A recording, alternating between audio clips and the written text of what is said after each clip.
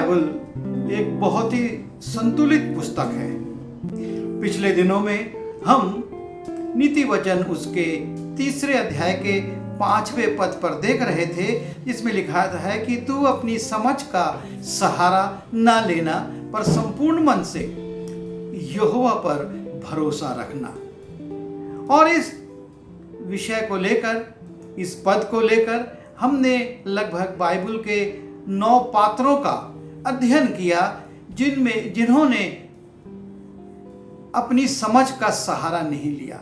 उनके जीवन में बहुत उतार चढ़ाव आए, समस्याएं आईं, मृत्यु का सामना तक उनको करना पड़ा, लेकिन उन्होंने हर परिस्थिति में संपूर्ण मन से अपने परमेश्वर यहोवा पर भरोसा रखा और उसका एक अच्छा परिणाम भी हमने उनके जीवन में देखा। लेकिन ऐसे भी बहुत से पात्र हैं जिनका उल्लेख बाइबल में है, जो परमेश्वर पर भरोसा ना रखकर अपनी बुद्धि, अपनी समझ, अपने ज्ञान, अपने पद या अपनी योग्यता पर भरोसा रखते थे। और ऐसे पात्रों का उल्लेख जब हम देखते हैं तो उनके जीवन में हम बहुत सारी समस्याओं को और असफलताओं को भी देखते हैं कि उनका ये प्रयास उनके लिए लाभकारी नहीं हो पाया, लेकिन उनके ये कार्य उनके लिए हानिप्रद हुए।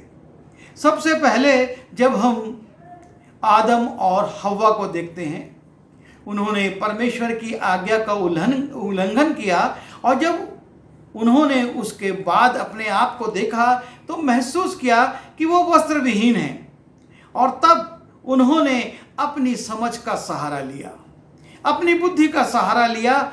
और लिखा है, जब हम उत्पत्ति उसके 3 अध्याय के 7वें पद को देखते हैं, तब उन दोनों की आंखें खुल गई और उनको मालूम हुआ कि वे वस्त्र विहीन हैं।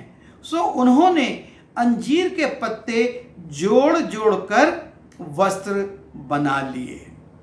उन्होंने जब ये महसूस किया कि उनके तन पर वस्त्र नहीं है, तो उन्होंने अपनी बुद्धि लगाई, और अपनी बुद्धि लगाकर उन्होंने अंजीर के पत्ते जोड़ जोड़ कर अपने लिए वस्त्र बनाए। और ये वस्त्र हम जानते हैं कि बड़ी अल्प काल तक ही साथ दे सकता है। ये वस्त्र थोड़ा सा भी तनाव पड़ने पर फट सकता है, और 1 और 2 दिन में ये पत्ते मुरझाकर फिर से अलग हो सकते हैं। और तब हम देखते हैं कि परमेश्वर ने इनके लिए काम किया, और यहोवा परमेश्वर ने आदम और उसकी पत्नी के लिए चमड़े के अंगरखे बनाकर उनको पहनाए। यह है मानवीय बुद्धि और ईश्वरीय प्रबंध का अंतर। मानवीय बुद्धि से उन्होंने एक प्रबंध किया था कि वो वस्त्र विहीन न दिखें, लेकिन वो स्थायी नहीं था, उसमें स्थायित्व था ही नहीं। और तब परमेश्वर ने उनके लिए वस्त्र बनाए जो कि चमड़े के थे। जब हम इसी उत्पत्ति उसके 13वें अध्याय में जाते हैं, वहाँ पर हम एक और पात्र को देखते हैं, और वो है लूत।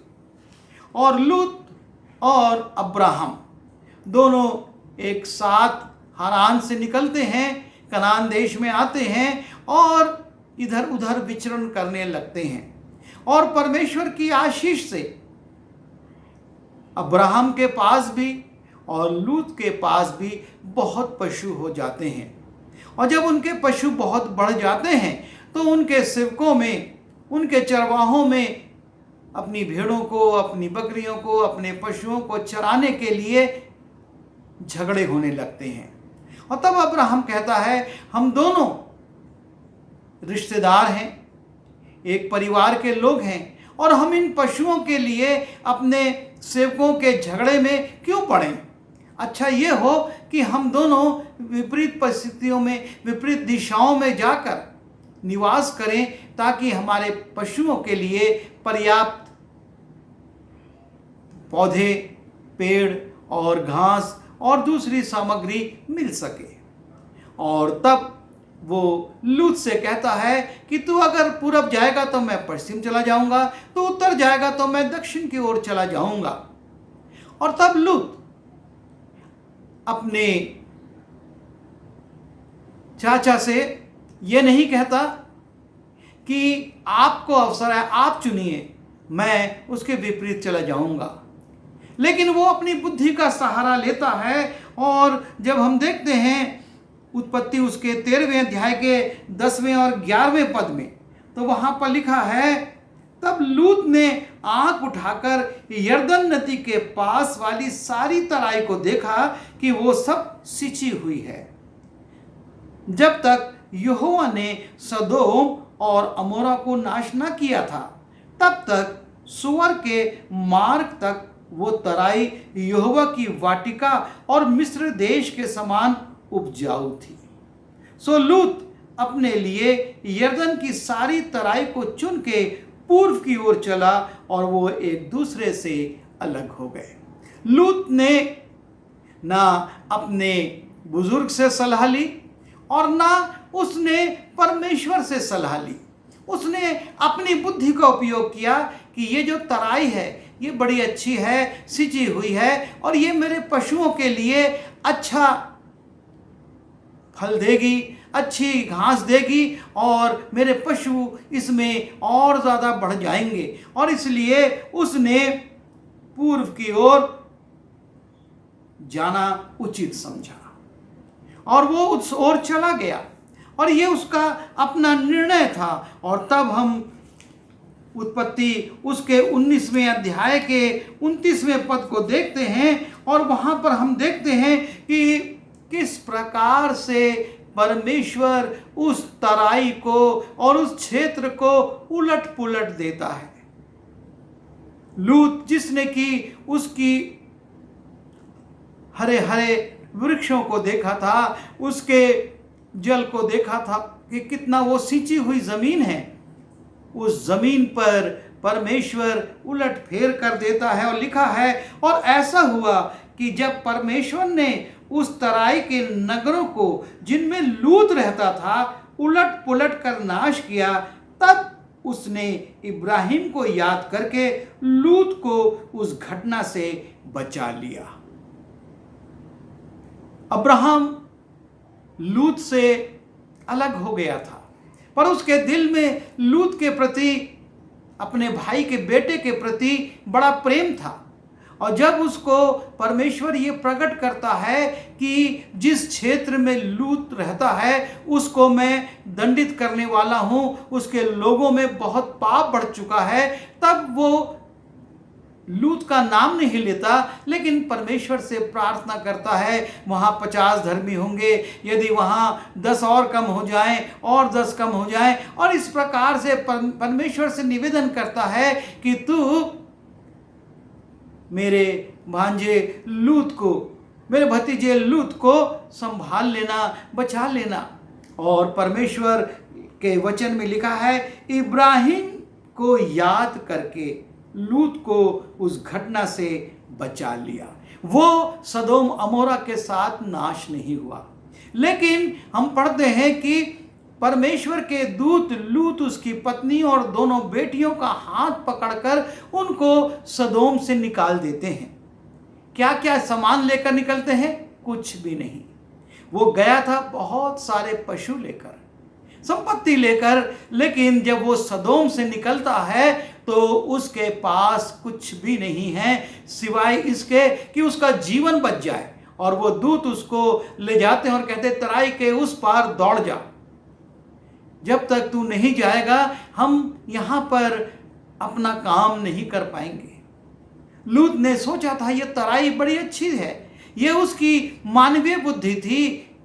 उसने परमेश्वर पर भरोसा नहीं रखा, उसने अपने बुजुर्गों के ऊपर, उनकी सलाहों पर भरोसा नहीं रखा, अपनी बुद्धि का उपयोग किया और सब कुछ छूट गया, सब कुछ सदोम में रह गया और उसको खाली हाथ वहाँ से निकलना पड़ा। एक और बहुत धर्मी जन है, वो परमेश्वर की आज्ञाओं के अनुसार चलता है, लेकिन उसके जीवन में भी एक समस्या आ गई। परमेश्वर ने यहोशू से कहा था कि जब तू जाएगा तो तू किसी भी वस्तु को जो उस शहर की है, जो यरीहो की है, उसको मत छूना, उसको कोई भी अपने पास ना रखे, क्योंकि वो अर्पण किया जा चुका है, वो अर्पण की वस्तु है। और परमेश्वर यहोशू पर इस बात को प्रकट करता है और उसके बाद यहोशू देखता है कि हमने किस रीति से यरीहो को जीत लिया, और तब वो सोचता है अब हम आगे बढ़ें और ए नगर की ओर जाएं, और वहां जाने के लिए भी वो कुछ जासूसों को भेजता है। लिखा है, और यहोशू ने यरीहो से ए नाम नगर के पास जो बेतवेन से लगा हुआ बेतेल की पूर्व की ओर है, कितने पुरुषों को ये कहकर भेजा कि जाकर उस देश का भेद ले आओ। और उन पुरुषों ने एज का भेद लिया, और उन्होंने यहोशू के पास लौटकर कहा, सब लोग वहां ना जाएं, कोई 2 या 3 हजार पुरुष जाकर एक को जीत सकते हैं, और सब लोगों को वहां जाने का कष्ट ना दे, क्योंकि वे थोड़े ही हैं। इसलिए कोई 3 हजार पुरुष वहां गए।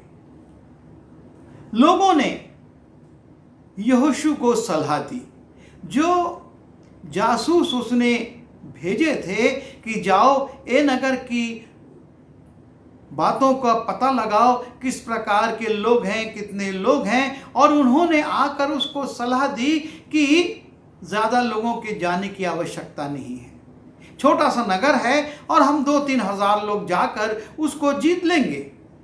और यहोशू जैसा परमेश्वर का भक्त उन लोगों की सलाह को मान लेता है, और उन लोगों की सलाह के अनुसार वो केवल 3 हजार लोगों को ए नगर को जीतने के लिए भेजता है।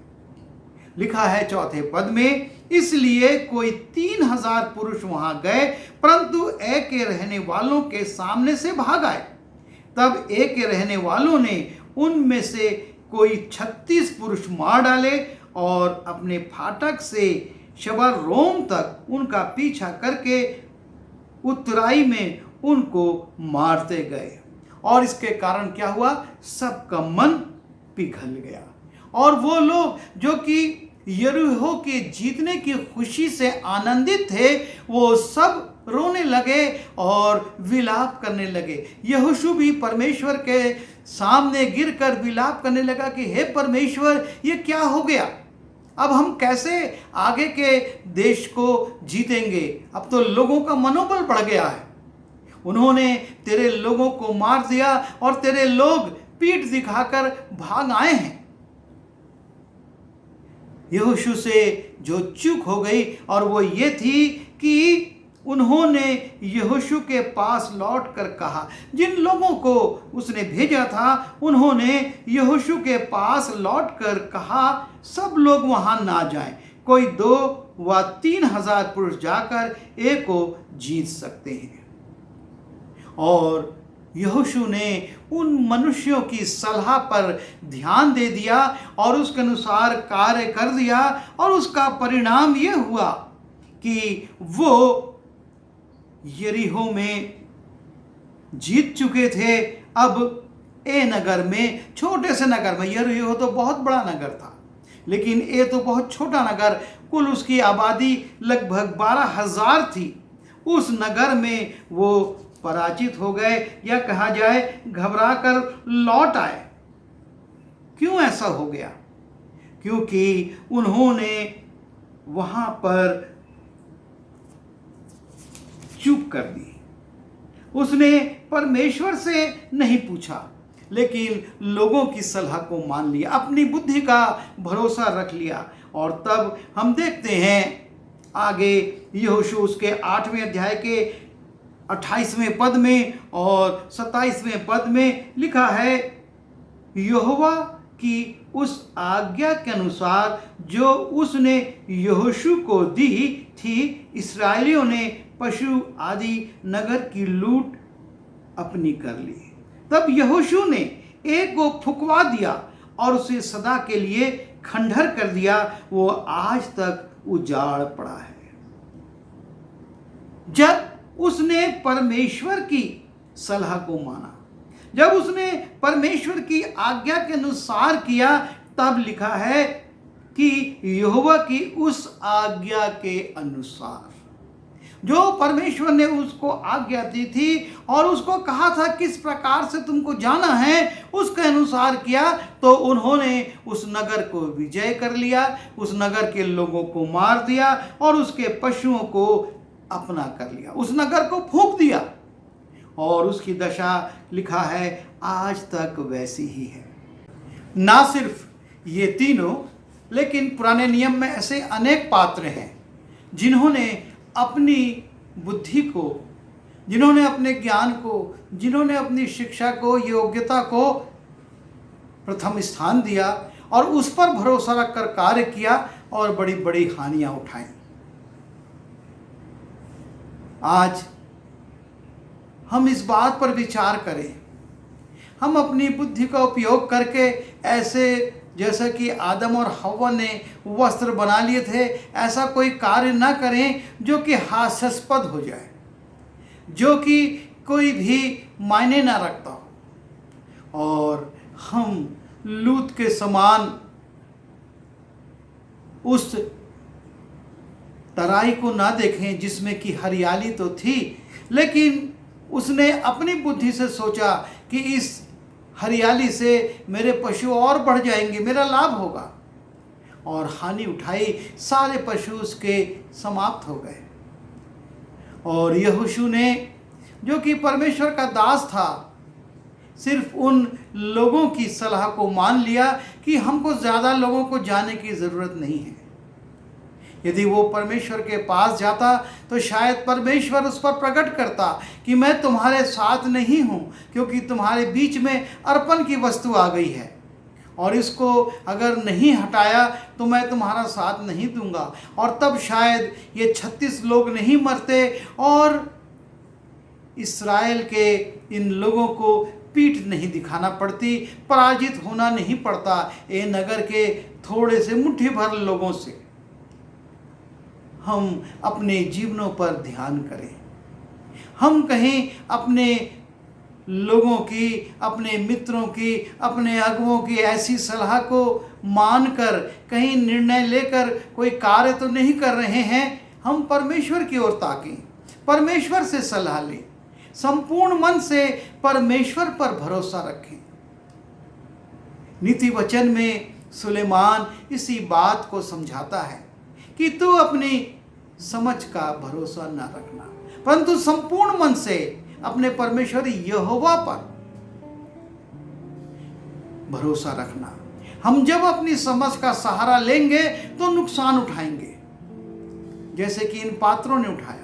लेकिन यदि हम संपूर्ण मन से अपने परमेश्वर यहोवा पर भरोसा रखेंगे और उससे अगुवाई लेकर कार्य करेंगे तो निश्चय हम सफलताओं को पाएंगे, हम महिमान्वित होंगे और हमारे जीवन में हानि नहीं लेकिन लाभ आएगा। और इसलिए हम इन पात्रों को देखते हुए और अन्य पुराने नियम के पात्रों को देखते हुए अपने जीवन में संपूर्ण मन से अपने परमेश्वर पर भरोसा रखना सीखें और आशीषों को पाएं। आइए दुआ करें। प्रभु जी, हमारी सहायता कीजिए कि हम संपूर्ण मन से आप पर भरोसा रखें, अपनी समझ का सहारा ना लें, अपनी बुद्धि का सहारा ना लें, अपने लोगों की सलाहों का सहारा ना लें, या जो हमको दिख रहा है उसको देखकर हम निर्णय ना लें कि ये लाभकारी है, पर हम आपका भरोसा करके आपकी इच्छा के अनुसार चलें और आशीष प्राप्त करें। हम सब की सहायता कीजिए, विनती यीशु मसीह के नाम से मांगते हैं, आमीन।